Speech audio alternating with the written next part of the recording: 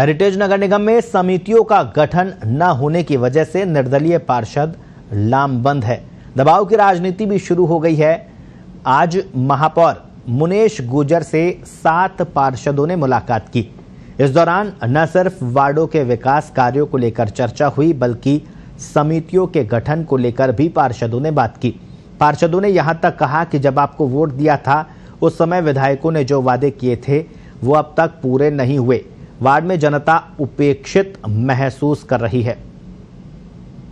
आज सभी निर्दलीय पार्षद आए थे। 6 पार्षद, राबिया जी, शेरम जी, रोहित जी, अख्तर भाई, सभी लोगों ने औपचारिक विकास के मुद्दों पर बात की और कुछ समितियों की चर्चा की।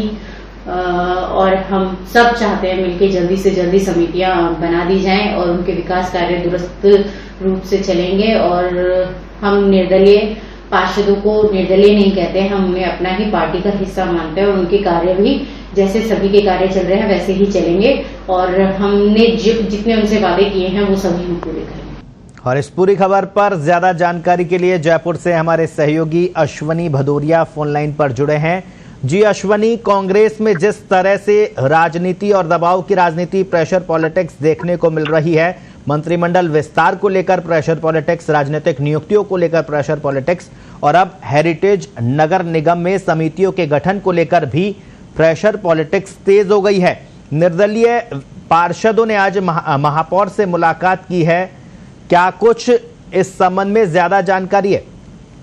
जी दर्श, बिल्कुल। आज शाम को करीब 5 बजे महापौर जो मुनीश गुर्जर है उनसे 7 पार्षदों ने मुलाकात की। करीब 2.5 घंटे तक मुलाकात चली और उसमें पार्षदों ने दो टूक साफ कर दिया है कि जब तक विकास समिति जो समितियों का गठन होना है उनको लेकर कोई बात नहीं होती आगे, तब तक किसी भी तरह की कोई बातचीत नहीं की जाएगी। पार्षदों ने यहाँ तक कहा कि जब बोर्ड बनाने के लिए कांग्रेस को निर्दलीय पार्षदों की जरूरत थी तो हम आपके साथ खड़े थे, लेकिन अब जब विकास कार्यों की बात होती है या जो वादे विधायकों ने किए थे बोर्ड बनने में, जब सहयोग मांगा था उसके बाद जो वादे किए थे वो वादे 8 महीने के बाद भी पूरे नहीं हुए। तो इसको लेकर सभी जो पार्षद है, 7 निर्दलीय पार्षद है, उनकी नाराजगी साफ थी। और जब वहां से निकले तो उन्होंने साफ यहाँ तक कह दिया कि अब जो समिति गठन को लेकर अब इस मामले में आगे कोई बात नहीं करेंगे। काफी नाराजगी जाहिर की है इस बैठक में सभी पार्षदों ने। अश्वनी, लेकिन सवाल यहाँ पर यह है, जिस तरह से कांग्रेस हेरिटेज नगर निगम जो है उसमें विधायकों की जिस तरह से चल रही है,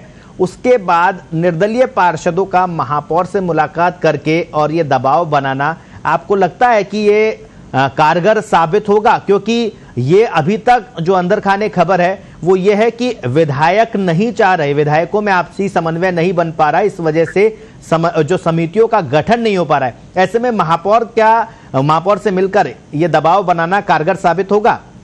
नहीं दर्श, बिल्कुल सही बात है ये कि जिस तरीके से जो अब तक जो का पूरा घटनाक्रम हुआ है बोर्ड गठित होने के बाद, उसके बाद जो 9 निर्दलीय पार्षद वो ही मुश्किल बने हुए हैं, क्योंकि इन सभी को सामंजस्य, इन सभी को समितियों का गठन में इन सबको दर्जा, सभी को चेयरमैन बनाना एक बड़ी मुसीबत कांग्रेस के सामने है। क्योंकि 9 चेयरमैन, ये 9 पार्षद जो निर्दलीय हैं उसमें से 9 जो 11 जीते उसमें से 9 इनके साथ हैं, कांग्रेस के साथ है। तो इन सबको एक साथ रख के समितियों का गठन कर पाना सबके लिए मुसीबत है। लगातार पिछले 1-1.5 महीने में चारों विधायकों के साथ लगातार बैठकें भी हुई हैं, उसमें महापौर भी शामिल हुए हैं, लेकिन नतीजा इसी वजह से नहीं निकल पा रहा है क्योंकि जो समितियों की संख्या है वो 30 के पार हो जाती है और इस समय जो 30 के पार समितियों का गठन किसी भी हालत में नहीं किया जा सकता। और इसका जो पूरा ये मामला है वो नगरीय विकास मंत्री के यहाँ भी पहुंचा था, तो उन्होंने साफ मना कर दिया था कि जो प्रावधान है, जो निगम में समितियों को बनाए जाने के जो कायदे, नियम, कायदे, कानून है, उन्हीं के आधार पर समितियों का गठन किया जाएगा।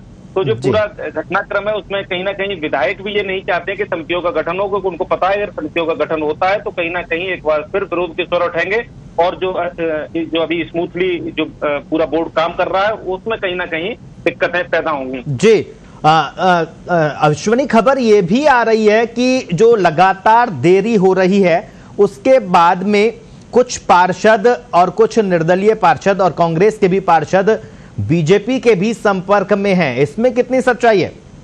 अरे आज जिस तरीके से कुछ पार्षदों से बातचीत हुई थी तो इसमें इस बात में जो सच्चाई है वो काफी कम नजर आती है, क्योंकि जो 9 पार्षद जिन्होंने वोट कांग्रेस को दिया उनकी जो विचारधारा है वो कांग्रेस से टिकट मांग रहे थे, लेकिन कांग्रेस से उनको टिकट नहीं मिली, तो इस वजह से वो निर्दलीय चुनाव लड़े और जीत हासिल करने के बाद उन्होंने कहीं ना कहीं ये भी दिखाने की कोशिश की विधायकों को कि आपने टिकट नहीं दिया, इस वजह से हम निर्दलीय लड़े और हमारा इस वार्ड में जनाधार था और हम जीत के आए और हम पार्टी के साथ हैं। तो कहीं ना कहीं ये बात, इसमें तो सच्चाई बिल्कुल नजर नहीं आती, क्योंकि भाजपा के साथ जो विधायक थे, जो पार्षद जीते थे, उसमें से केवल एक पार्षद ही जब वोट पड़े थे तो एक पार्षद ने ही भाजपा के पक्ष में वोट किया था, बाकी 9 पार्षद कांग्रेस के साथ खड़े हुए दिखाई दिए थे। जी अश्वनी, आखिरी सवाल, क्योंकि महापौर से मिलने के बाद निर्दलीय पार्षदों ने यह आरोप लगाया है कि विधायकों ने उनसे जो वादे किए थे वो पूरे नहीं किए, अब लगातार अब देरी होती है, तो कितना नुकसान इसका उठाने को मिलेगा?